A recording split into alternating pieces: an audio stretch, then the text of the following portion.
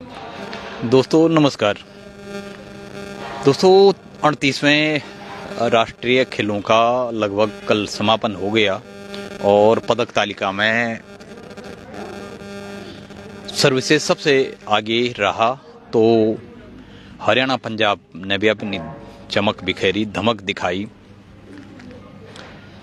तो उत्तराखंड में पहली बार इन खेलों का आयोजन किया गया था और उसमें उत्तराखंड ने भी काफ़ी अच्छा प्रदर्शन किया है, 7वें स्थान पर रहा और लगभग 80 से अधिक पदक उत्तराखंड को भी मिले हैं संभवतः, और 20 गोल्ड मेडल, 20 से ज़्यादा गोल्ड मेडल भी मिले हैं। तो अब लगभग औपचारिकताएं रह गई हैं और कल इसी ट्रैक पे जो गोल्डन गर्ल है अंकिता ध्यानी, इसी महाराणा प्रताप स्पोर्ट्स स्टेडियम में रायपुर में उन्होंने अपना गोल्डन डबल पूरा किया था। जी, गोल्डन डबल का मतलब उन्होंने 3000 मीटर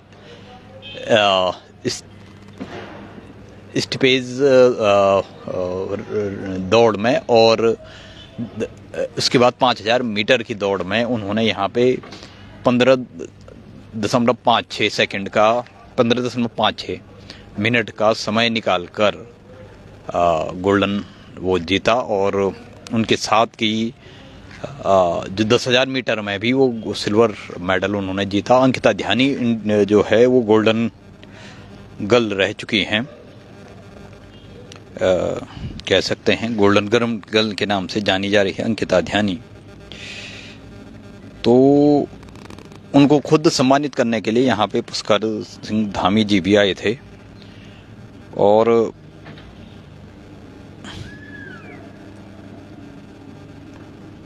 ये है Ganga athletics tracks Maharana Pratap sports complex का।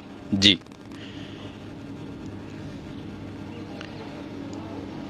और दूसरे स्थान पर रनर अप रही जो महाराष्ट्र की संजीवनी जाधव जी, जिन्होंने 15 मिनट और 59 सेकंड का समय लिया, 15 मिनट और 59 सेकंड का, और उन्होंने 5000 मीटर में दूसरा स्थान हासिल किया। तो ये देख लीजिए आप, इसी मैदान पे कल इसी ट्रैक पे दौड़े थे वो। और अंकिता ध्यानी के लिए खासकर इसलिए भी महत्वपूर्ण है क्योंकि अभी तक जिस प्रकार के सुविधाओं का बात रोया जाता है, क्यों समझ में नहीं आता है कि जो खेलों का वो है आयोजन है वो राष्ट्रीय स्तर से आगे, क्षेत्रीय स्तर से आगे कभी भारतीय खिलाड़ी निकल नहीं पाते हैं। और जब अंतर्राष्ट्रीय स्पर्धाओं की बात आती है, जो ग्लोबली कंपटीशन होता है, उसमें भारतीय प्रतिभाएं बड़े अंतर से पिछड़ जाती हैं। ये अंकिता ध्यानी के साथ भी हुआ है, आपको पता होगा 2022 के पेरिस ओलंपिक में वो क्वालिफाई करने वाली पहली उत्तराखंड की पहली महिला एथलीट थी रेस में, उत्तराखंड से और गढ़वाल क्षेत्र से भी। तो सवाल समझ में ये नहीं आता कि अंकिता ध्यानी के लिए महत्वपूर्ण इसलिए भी है क्योंकि वो एक ऐसे परिवेश से निकल के आई कि जबकि जहाँ सुविधाएं हैं अच्छी खासी जगहों पे, वहाँ पे जब वो नहीं हो पाता है, मतलब आदमी को प्लेटफॉर्म नहीं मिल पाता, आदमी आगे नहीं बढ़ पाता है, कई प्रकार के आरोप प्रत्यारोप लगाए जाते हैं भारतीय जो फेडरेशन है खेल से जुड़े हुए तमाम, कि उनमें भाई भतीजावाद, भ्रष्टाचार ज़्यादा चलता है और अप्रोच, ये सारी चीज़ें होती हैं, वही निकल पाता है। तो अंकिता ध्यानी तो ऐसे गढ़वाल के एक ऐसे क्षेत्र से आती हैं कि जयरीखाल ब्लॉक के मरुड़ा गांव, जी, तो वहाँ पे आर्मी में काफ़ी लोग हैं। पौड़ी में आपको पता होगा जनरल बिपिन रावत हो गया और डोभाल हैं जो राष्ट्रीय सुरक्षा सलाहकार, और बड़े बड़े पदों पे पौड़ी से निकले हैं जो आर्मी में हैं, बड़े बड़े कर्नल हो गया, ब्रिगेडियर से लेकर तमाम पदों पे पौड़ी से जुड़े जो लोग हैं वो रहे हैं। तो जाहिर सी बात है पौड़ी में काफ़ी लोग सेना में जाने को उत्सुक रहते हैं। तो उन्हीं के साथ शुरुआती दौर में अंकिता ध्यानी ने शुरुआत की, और इसलिए भी महत्वपूर्ण है कि वो एक सामान्य परिवेश से, एक गांव से निकल के उन्होंने अंतर्राष्ट्रीय स्तर पे पहुंचना ही बड़ी बात है। और गढ़वाल में कहते हैं कि जहां खासकर देखते हैं कि अब उत्तराखंड गठन के बाद गढ़वालियों में आपसी एकता बहुत कम रह गई है। आदमी आदमी के बीच, भाई भाई के बीच व्यक्तिगत संकीर्ण क्षुद्र कुत्सित स्वार्थों के कारण जो वैमनस्यता है, ईर्ष्या द्वेष है, उसमें टांग खिंचाई ज़्यादा है। तो ऐसे परिवेश में जहाँ की टांग खिंचाई गढ़वाली समुदाय में आज की डेट में हम बात करें तो टांग खिंचाई, ईर्ष्या द्वेष ज़्यादा देखने को मिलता है। अगर कोई आगे भी निकल गया तो उसको कोई प्रोत्साहन भावनात्मक रूप से भी या संसाधनों के रूप में, पूंजीगत रूप में वो कहीं भी प्रोत्साहन नहीं मिल पाता है।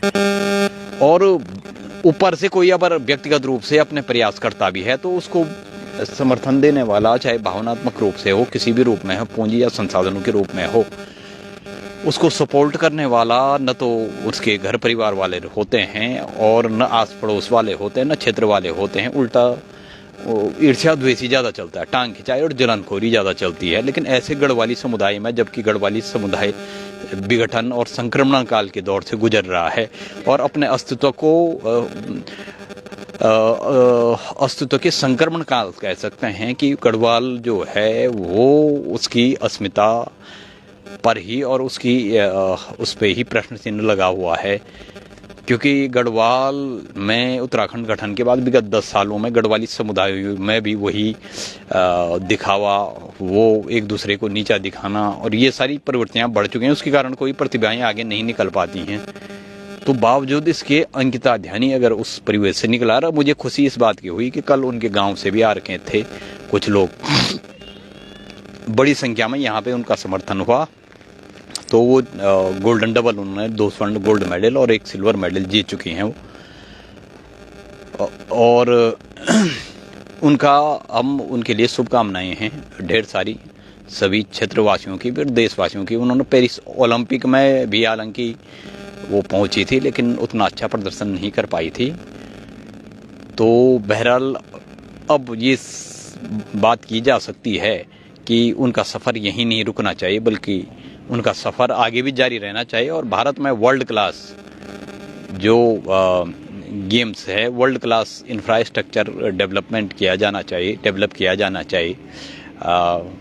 जो भी गेम्स वगैरह होते हैं उनके लिए। तो तब जाके ही जो ओलंपिक होते हैं या इंटरनेशनल जो भी वो होते हैं उस पर तभी खरा उतर सकते हैं जो भी हैं तमाम वो। तो ये एक बड़ी विसंगति रहती है, लेकिन बावजूद उसकी तारीफ करेंगे हम। बेशक तारीफ की हकदार हैं अंकिता ध्यानी कि उन्होंने जिस प्रकार से तमाम चीज़ों को दरकिनार करते हुए और उनके गांव वासियों का, क्षेत्रवासियों का भी उनके साथ सपोर्ट रहा, उसके लिए वो भी धन्यवाद के काबिल हैं। वो धन्यवाद के उनको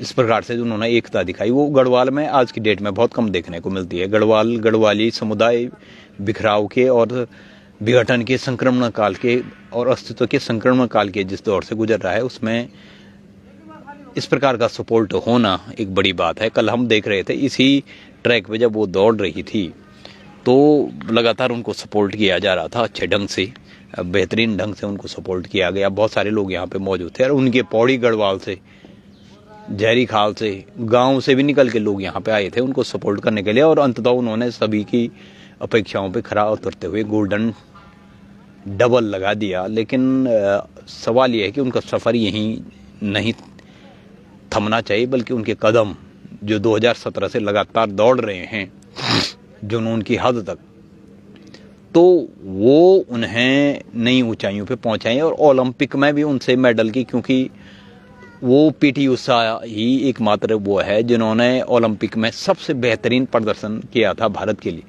आज तक उस प्रदर्शन को दोहराने के आसपास बहुत सारी महिलाएं, लड़कियां पहुंची, लेकिन उस चीज़ को दोहराने के लिए कोई भी आज तक उस स्तर का, उस लेवल का पर नहीं पहुंच पाया है। लेकिन बीच में सुरेंद्र सिंह भी एक लंबी, गढ़वाल में एक सुरेंद्र सिंह रावत ने भी, जो आर्मी से थे, उन्होंने भी 10,000 मीटर लॉन्ग रेस में काफ़ी अच्छा प्रदर्शन किया था। और यही कारण है, अंकिता ध्यानी ने भी बड़ा अच्छा प्रदर्शन किया, बेहतरीन प्रदर्शन किया।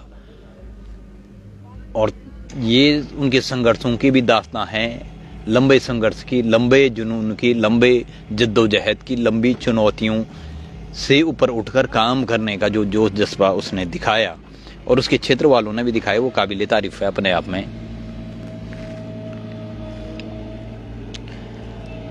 और उनके हालांकि वो 10,000 मीटर की दौड़ में जो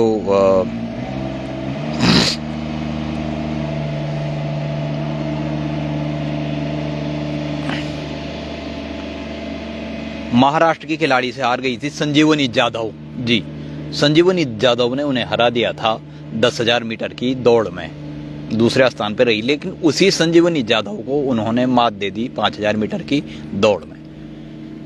तो ये एक बड़ी उपलब्धि है उनके लिए। और फिर ओलंपिक में वो उससे पहले जो एशियाई गेम्स हैं उसमें भाग ले चुकी हैं। और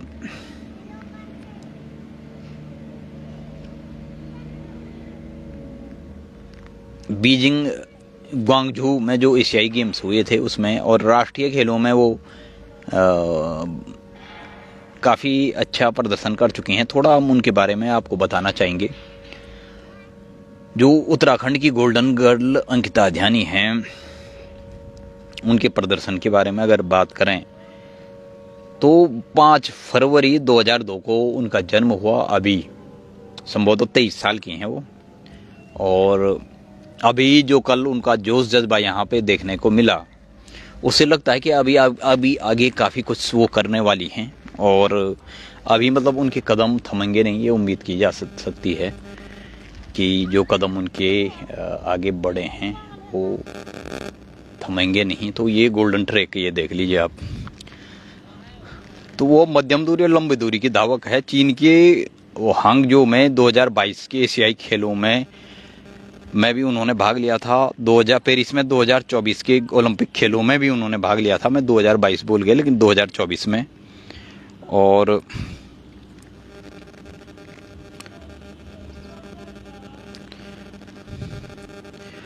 और उसके अलावा काफ़ी कुछ है लंबी चौड़ी उन्होंने वो सफलताओं की जो लंबी चौड़ी दास्तां हैं वो यहीं इस काफ़ी पहले भी शुरू हुई थी। 2018 में उन्होंने आंध्र प्रदेश की विजयवाड़ा में युवा राष्ट्रीय प्रतियोगिता में 200 मीटर की दौड़ में स्वर्ण पदक जीता था। और 2019 में उन्होंने रांची में जूनियर नेशनल में 1500 मीटर की दौड़ में स्वर्ण पदक जीता। 2019 में उन्होंने पुणे में खेलो इंडिया यूथ गेम्स में 1500 मीटर और 5000 मीटर में गोल्ड मेडल जीता। 2020 में उन्होंने गुवाहाटी में खेलो इंडिया यूथ गेम्स में 1500 मीटर और 5000 मीटर में गोल्ड मेडल जीता। और 2021 में उन्होंने नैरोबी में विश्व अंडर 20 चैंपियनशिप में 1500 मीटर और 5000 मीटर में भाग लिया था। गुवाहाटी में 2021 में जूनियर नेशनल चैंपियनशिप में 1500 मीटर और 5000 मीटर दोनों में स्वर्ण पदक उन्हें मिला था। 5000 मीटर में उन्होंने 16 मिनट और 21 सेकंड का समय लेकर जूनियर नेशनल रिकॉर्ड भी बनाया था। और सुनीता रानी द्वारा बनाई गई 16 मिनट 21 सेकंड और 49 के रिकॉर्ड को पीछे पछाड़ दिया था। जनवरी 2021 में उन्होंने पंजाब के संगरूर में federation cup junior under 20 athletic champion में 1500 मीटर और 5000 मीटर दोनों में स्वर्ण पदक जीता। 2023 में उन्होंने थाईलैंड में एशियाई एथलेटिक चैंपियनशिप की 1500 मीटर स्पर्धा में भी भाग लिया था। तो अभी थोड़ा मतलब जो ओलंपिक गेम होते हैं उनमें वो पीछे रह गई थी। जो पारुल चौधरी है, और वो पारुल चौधरी ने उनसे बेहतर प्रदर्शन किया था। और ओलंपिक की बात जहाँ तक आती है तो ओलंपिक में काफ़ी कुछ डिफरेंट रहता है। मतलब नेशनल गेम में जो खिलाड़ी होते हैं, भारत में अधिकांश खिलाड़ियों का जो सफ़र है वो नेशनल गेम तक ही थम जाता है। ऐसा क्यों होता है? ये बड़ी विसंगति है। ये जो सफ़र है, ये कदम है, ये कदम रुकने नहीं चाहिए। आखिर क्यों रुक जाते हैं? क्या उसका कारण रहता है? ये सवाल पहले भी था, आज भी था और आज भविष्य में भी रहेगा। कि आखिर क्यों थम जाते हैं जो कदम आगे बढ़ते कदम हैं, वो थम क्यों जाते हैं, एक मुकाम पर ही क्यों थम जाते हैं, और एक प्लेटफार्म और एक स्तर तक पहुंचने के बाद वो कदम क्यों थम जाते हैं, क्यों रुक जाते हैं। और वो जो उनको कदम से कदम मिला के, कदम डाल करके जुगलबंदी करनी चाहिए थी और लगातार आगे बढ़ना चाहिए था, वो हो क्यों नहीं पाता, ये बड़ा सवाल रह जाता है। और ये अपने आप पीछे कई सवालों को भी छोड़ जाता है। ये बड़ा सवाल जो है कि आखिर भारत में ऐसा क्या हो जाता है कि जो उदयमान और टैलेंटेड प्लेयर हैं वो एक मुकाम तक पहुंचने के बाद उनके कदम थम जाते हैं, रुक जाते हैं, और उसके बाद उनको अपने आजीविका चलाने के लिए भी लाले पड़ जाते हैं। आपने कई बार देखा होगा, नेशनल गेम्स में ही नहीं बल्कि इंटरनेशनल स्पर्धाओं में, वो टीम स्पर्धा हो या वो इंडिविजुअल कंपटीशन हो, उसमें बहुत सारे लोग भाग लेते हैं लेकिन पीछे रह जाते हैं। उसके बाद वो जब वापस लौटते हैं तो उनके पास न तो एक अच्छी नौकरी होती है, एक अच्छी नौकरी छोड़ो, एक छोटी सी नौकरी भी नहीं होती है, उनके पास कोई ऐसा वो भी नहीं होता है। तो अधिकांश खिलाड़ियों के सामने फिर आजीविका का संकट आता है, जिसके लिए उन्हें तमाम, कहीं तो आपने देखा होगा, कई कहानियां छपती हैं कि नेशनल गेम, इंटरनेशनल स्तर पे टीम स्पर्धाओं में खेलने वाले या व्यक्तिगत स्पर्धाओं में खेलने वाले घास काट के जीवन गुजार रहे हैं, रिक्शा चला के जीवन गुजार रहे हैं, या फिर चाय की टपरी या पकोड़े बेचकर अपना जीवन यापन कर रहे हैं। तो अब कितना बड़ा ये शर्मनाक बात है, कितना बड़ा दुखद स्थितियां रहती हैं, ये बड़ी दुखद स्थितियां रहती हैं, बड़ी त्रासदीपूर्ण स्थितियां रहती हैं कि एक खिलाड़ी को एक अदद मदद भी नहीं मिल सकती है कि वो अपनी आजीविका चला सके, अपना जो जुनून है, जुनून को, अपने प्रतिभा को, अपनी मौलिकता को नई ऊंचाइयों पे और ऊंचाइयों की नई पराकाष्ठाओं तक पहुंचा के न सिर्फ अपने लिए बल्कि देश और समाज के लिए कुछ ऐसा कर जाए कि जो हमेशा प्रेरणा, प्रोत्साहन और मार्गदर्शन बन के लोगों को हमेशा जोश खरोश, जोश उत्साह से और लीक से हटकर कुछ नया करने के लिए प्रेरित करता रहे। ऐसा क्यों नहीं हो पाता है, ये सवाल आज से पहले भी था। उदारीकरण भारत में जब हुआ तब आशा की जा रही थी कि भारत से वेटरन और प्रोफेशनल जो प्लेयर हैं वो एथलीट निकल पाएंगे, लेकिन ऐसा हुआ नहीं है। और जब चीन और भारत एक साथ, चीन और भारत लगभग आर्थिक स्थिति भी एक साथ एक जैसी ही थी, भारत और चीन की, और खेल के रूप में भी भारत और चीन एक जैसे ही स्थितियाँ थी। तो लेकिन ऐसा क्या हुआ कि सन 2000 के बाद चीन तो कहीं कोसों आगे निकल गया, चाहे अर्थव्यवस्था के रूप में हो या खेलों के रूप में हो, और भारत लगभग पिछड़ता गया। तो आज स्थितियाँ ये हैं कि चीन अकेले ही 60 70 80 गोल्ड मेडल ले आता है ओलंपिक में, और भारत को एक अदद गोल्ड मेडल जीतना तो भी मुश्किल हो जाता है, टॉप 50 में रहना भी भारत के लिए मुश्किल हो जाता है, ऐसी स्थितियाँ आ जाती हैं। तो बहरहाल ये ट्रैक है, यहाँ पे कल एक रोमांच पैदा कर दिया था। खुद मैं भी व्यक्तिगत रूप से था, हालांकि खेलों में मेरी रुचि तो रही है, लेकिन खेलों में कुछ स्वास्थ्यगत समस्याओं के कारण मैंने बहुत कम भाग लिया है, क्योंकि उत्तराखंड आंदोलन से लेकर तमाम चीज़ों में जो है चोटें इतनी लगी हुई हैं कि अन्य गतिविधियों में बचपन में इतनी चोटें खा रखी कि शरीर का हार्डवेयर ऐसा हो रखा है कि कहीं खेलों में भाग लेना मतलब एक आत्मघाती भी साबित हो सकता है। तो खेलों में भाग बहुत कम लिया है, हालांकि इंटरेस्ट रहता है, लेकिन एक जोश जरूर दिला गया था अंकिता ने जो यहाँ पे किया, जिस प्रकार से वो दौड़ रही थी। और उसके साथ संजीवनी यादव, उसने भी बेशक बहुत बढ़िया प्रदर्शन किया। तो वो जिस प्रकार से दौड़ रहे थे उससे मैं भी खुद एक जोश का संचार हो गया था। जाहिर सी बात है सभी लोगों में जो उत्साह का संचार था, और जो भी उन्हें देख रहे होंगे उत्तराखंड के तमाम, मैंने बता दिया उनकी उपलब्धियां 2018 से लगातार 2017 से लगातार दौड़ रही हैं। उससे पहले भी दौड़ती थी, लेकिन 2017 से उन्होंने स्टेट लेवल पे और उसके बाद नेशनल लेवल पे तुरंत अपना आगाज कर दिया था। लेकिन अभी इंतजार इस बात का है कि ओलंपिक में क्या वो पहली भारतीय बन सकती हैं जो किसी प्रकार का भी मेडल भारत को जिता सकती हैं। क्या वो भारत के लिए ऐसा कुछ कर सकती? क्योंकि पोटेंशियल उनमें अभी भी बहुत है।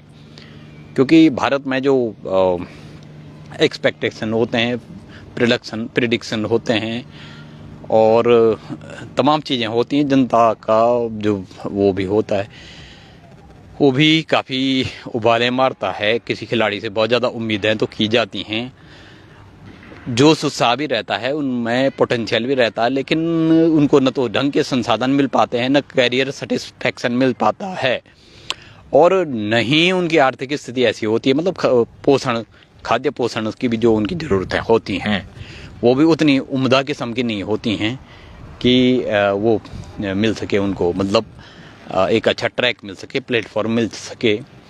तो जब करियर सेटिस्फैक्शन नहीं होगा, खेलने के लिए जो वर्ल्ड क्लास इक्विपमेंट नहीं होंगे, world class field, world class track नहीं होंगे, वर्ल्ड क्लास इंफ्रास्ट्रक्चर नहीं होगा, और उनको जो उनको फूड सप्लाई होती है, खाद्य पोषण जो होता है, फूड सिक्योरिटी, वो भी वर्ल्ड क्लास नहीं होगी गुणवत्ता के पैमाने पे या गुणवत्ता के मानकों के पैमाने पर, तो फिर समस्याएं पैदा हो जाती हैं कि चाह के भी आदमी अपनी प्रतिभा को, अपने टैलेंट को, अपने जुनून को उन पराकाष्ठा की ऊंचाइयों या उन पराकाष्ठाओं तक नहीं पहुंचा पाता है जिसका वो हकदार भी था और जहां तक वो पहुंच भी सकता था। अंकिता हालांकि 23 साल की है, लेकिन अभी जैसा उनका कल देख पोटेंशियल, जोश, जुनून, जो पैशंस है, पोटेंशियल है, वो काफ़ी है उनमें, और जाहिर सी बात है ये उन्हें काफ़ी आगे पहुंचा सकता है। तो उसके लिए सभी को उनका साथ देना चाहिए किसी न किसी प्रकार से। और भारत में खेलों के बुनियादी ढांचे, बुनियादी सुविधाओं को बचाने, बढ़ाने, उनका वर्ल्ड क्लास डेवलपमेंट करने के लिए, उनका वर्ल्ड क्लास एक व्यापक ढांचा बनाने के लिए रणनीति बनानी पड़ेगी। विभिन्न स्तरों पर विभिन्न माध्यमों के द्वारा एक व्यापक कार्य योजना, एक माइक्रो प्लानिंग भी बनानी पड़ेगी, तो एक मेगा प्लानिंग भी बनानी पड़ेगी, और तमाम चीज़ों को एक साथ करते हुए एक बेहतर कार्य योजना और उसके साथ एक दूरगामी रूप से भी और तात्कालिक रूप से भी एक बेहतर कार्य योजना और कार्यनीति के साथ खेलों को बढ़ावा देने की दिशा में काफ़ी अच्छे प्रयास करने पड़ेंगे। तो बहरहाल उत्तराखंड ने भी बेहद अच्छा प्रदर्शन किया है, लेकिन ये प्रदर्शन सिर्फ यहीं तक नहीं रुकना चाहिए। सर्विसेज की टीमों ने सभी स्पर्धाओं में बेहतर प्रदर्शन किया, लेकिन ये प्रदर्शन भी यहीं नहीं रुकना चाहिए, बल्कि ये लगातार जो ये सफ़र निकला है, ये कदम जो बढ़े हैं, वो कदम रुकने नहीं चाहिए और उन ऊंचाइयों तक पहुंचने चाहिए जहां ओलंपिक में भी भारत का डंका बजे। क्योंकि सिर्फ जनसंख्या में या अन्य चीज़ों में ही भारत का आगे बढ़ना ये काफ़ी नहीं है, बल्कि सामाजिक आर्थिक रूप से भी और खेल खिलाड़ी के रूप में भी, सांस्कृतिक रूप से भी, सब प्रकार से भारत को आगे बढ़ना बेहद ज़रूरी है। और अभी जो भारत के हालात हैं, लगता है कि भारत कहीं थम सा गया है, कहीं रुक सा गया है। जो अरमान, जो भावनाएं हिलोरे मार रही थी सन 2000 में, खुद अब्दुल कलाम साहब ने भी लिखा था कि 2020-30 तक भारत शायद वर्ल्ड सुपर पावर बन जाएगा, लेकिन उससे आज हम आखिर कोसों दूर हैं। चाहे वो व्यावसायिक रूप से हो या किसी भी प्रकार से हो, अगर उससे हम कोसों दूर हैं तो इसका जिम्मेदार है तो है कौन, और क्यों हम उन ऊंचाइयों को छू नहीं पाए जिन ऊंचाइयों के हकदार हम थे। ये सवाल पहले भी थे, ये सवाल आज भी हैं। तो खेलों के रूप में भी ये सवाल हमेशा बने रहेंगे कि किस प्रकार से भारत में वर्ल्ड क्लास जो एथलीट हैं उनको पैदा किया जाए, और जो यहाँ से आगे बढ़ते हुए ये एक बेहतरीन प्लेटफार्म है नेशनल गेम्स किसी भी खिलाड़ी के लिए आगे बढ़ने के लिए। लेकिन कदम यहाँ रुक गए तो फिर समस्या पैदा हो जाती, क्योंकि यहाँ से निकलने के बाद ओलंपिक में जब अंतर्राष्ट्रीय स्तर पर कंपटीशन करना पड़ता है तो फिर भारत की जो तैयारियां हैं, भारत की जो संसाधन हैं, वो कहीं उस एडवांस लेवल के नहीं पाए जाते हैं जो जिसकी ज़रूरत है। एडवांस लेवल का मतलब होता है किसी भी रूप में हो, एडवांस का मतलब होता है कि मतलब बेहतरीन से बेहतरीन। तो थोड़ा हम दिखाते हैं आपको खेल का ये मैदान है, काफ़ी बेहतरीन मैदान है, ये देख लो आप।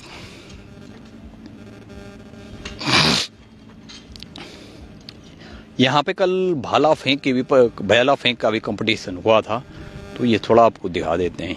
यहाँ पे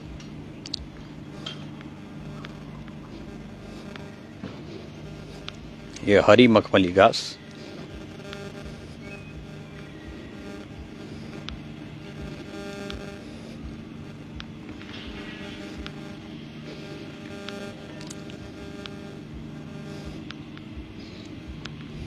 ये देख लो। अभी रोलर वगैरह उस पर चलाया जा रहा है।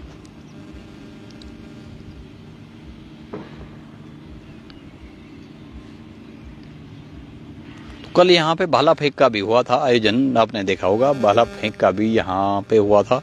2-3 महत्वपूर्ण इवेंट से जो पुरुषों की 5000 मीटर की दौड़ थी, उसका भी यहाँ पे आयोजन किया गया। उसके अलावा महिलाओं की 5000 मीटर दौड़ का भी यहाँ पे आयोजन किया गया। और उसमें उत्तराखंड की जो लड़की थी उसने पहला स्थान हासिल किया। तो ये मैदान है यहाँ पे। और ये जो राणा महाराणा प्रताप स्पोर्ट्स स्टेडियम है, वो स्पोर्ट्स स्टेडियम इसलिए भी काफ़ी वो काबिले तारीफ है कि यहाँ पे बहुत सारे उत्कृष्ट खिलाड़ियों को तराशा भी जाता है उनकी प्रतिभाओं को। क्योंकि देखो, खान में जो पत्थर होता है वो कोयले जैसे ही होता है, हीरा भी कोयले जैसे ही होता है। कोयले की खानों से ही कई बार हीरे निकलते हैं, लेकिन जब उन्हें कटिंग की जाती है, तराशा जाता है, तभी वो अपनी चमक बिखेरते हैं। तो महाराणा जो स्पोर्ट्स स्टेडियम है, उसमें जो स्पोर्ट्स कॉलेज भी है, महाराणा प्रताप स्पोर्ट्स कॉलेज, उसने प्रतिभाओं को तराशने में बेहद महत्वपूर्ण योगदान दिया है। और ऐसे कॉलेजेज भारत के बहुत सारे क्षेत्रों में होने चाहिए, जहाँ पे नई प्रतिभाओं को गांव, जो रिमोट एरियाज हैं, रूरल एरियाज हैं या इंटीरियर एरियाज हैं, वहाँ से जो भी प्रतिभाएं निकलती हैं उनको बेहतरीन प्लेटफॉर्म मिल सके। तो इसलिए देश के विभिन्न क्षेत्रों में इस प्रकार के sports stadium, sports colleges, sports school बनाए जाने चाहिए, ताकि प्रतिभाओं को नई ऊंचाइयां मिल सके।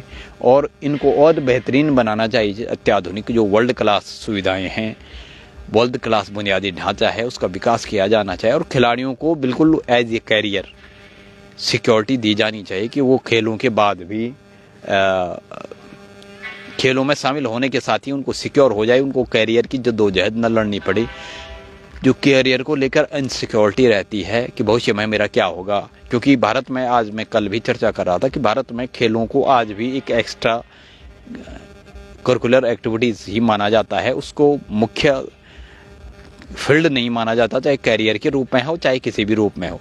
और अधिकांश आपने देखा होगा कि अधिकांश लोगों को घरों में ये कहते हुए सुना जाता है कि जो खेलों में ज़्यादा भाग लेता है उसका कैरियर बर्बाद हो जाता है, वो आगे नहीं बढ़ पाता, ऐसा भी सुनने को मिलता है। तो ये भ्रांतियाँ हैं, ये जो एक जुमले चले हैं, ये जो एक पारंपरिक अवधारणा कहें या पूर्वाग्रह जो बने हैं, इनको तोड़ना बेहद ज़रूरी है। और ये तभी टूट पाएंगे जब खेलों का वर्ल्ड क्लास ढांचा बनाया जाएगा। तो यहाँ पे अच्छा लग रहा है कि यहाँ पे खेलों के लिए इस प्रकार के ट्रैक बनाए गए हैं। खेलों में राजनीति नहीं होनी चाहिए, खेलों में भ्रष्टाचार, भाई भतीजावाद नहीं होना चाहिए। और भारत में स्थितियाँ ये है कि कई बार जो प्रशिक्षक होते हैं, खेलों से जुड़े जो अधिकारी होते हैं, उन पे यौन शोषण तक के आरोप लगाए जाते हैं, उन पे पैसे लेकर और इस प्रकार किसी को आगे बढ़ाना या किसी के फेवर में माहौल बनाना, उसका चयन करना, ये भी आरोप लगाए जाते हैं। तो ये भारत के लिए बड़ा नासूर है। भ्रष्टाचार भारत के लिए, राजनीति के लिए, भारतीय राजनीति के लिए भी, भारत के सामाजिक आर्थिक विकास के लिए भी, भारत के समग्र राष्ट्रीय विकास के लिए भी, और भारत के जो पारंपरिक रूप से भारत की जो प्राचीन कालीन एक स्वर्णिम आन बान शान, पहचान, स्वाभिमान पहचान रही है, उस पर भी कुठाराघात है, उस पर भी एक काला धब्बा है। भ्रष्टाचार भारत के लिए हर क्षेत्र में, व्यापार व्यवसाय हो, उद्यम हो, राजनीति हो, धर्म संस्कृति हो, या फिर खेल वो हो, उसमें भ्रष्टाचार भारत में बड़ा जो नासूर और बड़ा कैंसर के रूप में वर्कर सामने आया है, जो सुरसा की मोह की तरह दिन दुगनी रात चौगुनी नहीं बल्कि दिन 10 गुनी रात 100 गुनी के रूप में आगे बढ़ा है। और सब कुछ जब धंधा और व्यवसाय ही बन जाए और सब जब सिर्फ लालच और प्रलोभन ही आदमी का धर्म बन जाए, भ्रष्टाचार ही आचार विचार संस्कार नीति नियति दशा दिशा बन जाए, और जब व्यक्तिगत संकीर्ण क्षुद्र और कुत्सित स्वार्थ ही आदमी के लिए सब कुछ हो जाए, तो फिर संविधान संवैधानिक मूल्यों लोकतांत्रिक मूल्यों नैतिक मूल्यों का कोई कहीं मतलब मायने नहीं रह जाता है। और दिलचस्प बात यह है कि भारत अपने लोकतांत्रिक संवैधानिक नैतिक धार्मिक आध्यात्मिक मूल्यों के लिए ही जाना जाता रहा है, वही भारत की जड़ें हैं और उसी मूल्यों के कारण भारत कभी वर्ल्ड सुपर पावर बना था। तो आज लगता है कि वो भारत कहीं खो सा गया है पिछले 1500 सालों से, किसी भी क्षेत्र में हो। वो भारत का जो स्वर्णिम सफलताएं हैं, स्वर्णिम अतीत है, उसको दोहराना है तो भ्रष्टाचार और हटाना पड़ेगा। और हर चीज़ को जो धंधा बनाया गया है, चाहे वो धर्म को धंधा बनाया गया है, राजनीति को धंधा बनाया गया है, पूजा को पाखंड बनाया गया है, आस्था को आडंबर बनाया गया है, और खेलों में भाई भतीजावाद भ्रष्टाचार को ही जब आचार विचार संस्कार बनाया गया है, तो फिर भारत उन स्वर्णिम ऊंचाइयों को छुएगा तो छुएगा कैसे। तो बहरहाल इन सब के लिए विभिन्न स्तरों पर विभिन्न माध्यमों के द्वारा सभी को प्रयास करना पड़ेगा, प्रत्यक्ष और अप्रत्यक्ष रूप से, और भारत को भ्रष्टाचार मुक्त स्वच्छ स्वस्थ और प्रगतिशील रूप से वैश्विक स्तरीय प्रतिस्पर्धाओं में सबसे आगे ले जाने के लिए भारत के प्रत्येक नागरिक, प्रत्येक संस्थान, प्रत्येक कर्मचारी अधिकारी, प्रत्येक राजनेता, प्रत्येक मंत्री संतरी, प्रत्येक उद्यमी और व्यवसायी का कर्तव्य होना चाहिए।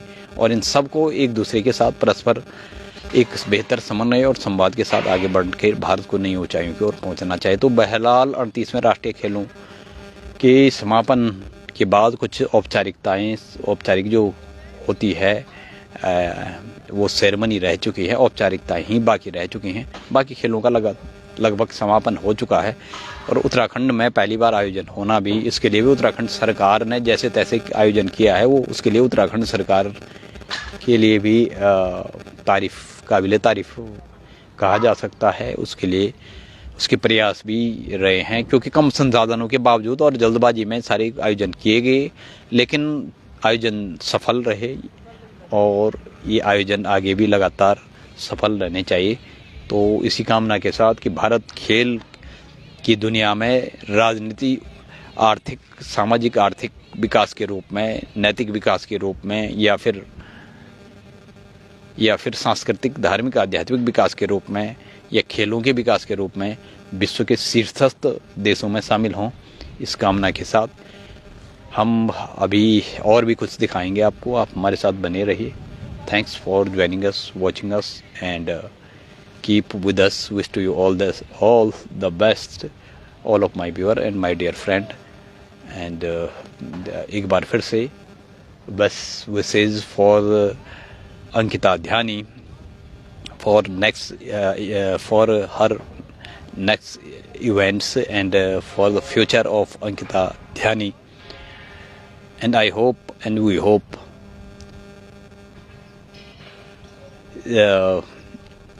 she will be continue